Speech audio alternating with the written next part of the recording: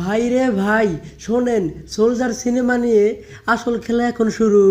আজকে হুট করে একটা শুটিং ভিডিও লিক হয়ে গেছে, আর ভিডিও দেখে সবাই অবাক।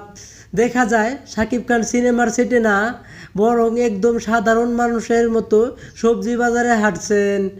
হাতে ব্যাগ, সিম্পল ড্রেস, কোনো লাইট ক্যামেরা কিছু নাই। দূর থেকে মনে হয় শ্যুট করতেছে, কিন্তু ভালো করে দেখলে তার চোখে মুখে কিছু একটা আছে, একটা গোপন মিশনের ভাইব। যেন তিনি বাজার করতে আসেন নাই, কোনো এক মিশনে এসেছে, বরং চারপাশে পর্যবেক্ষণ করছেন।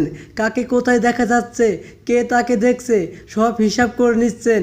এই সিনেমায় শাকিব খানের দুইটা ফেস থাকতে পারে, একটা সাধারণ মানুষের মতো, আর একটা সিক্রেট সোলজার। আর ভাই, যদি লিক ফুটেজ এত থ্রিল দেয়, তাহলে ট্রেলার রিলিজ হলে কি হবে বুঝতেই পারছেন আপনারা।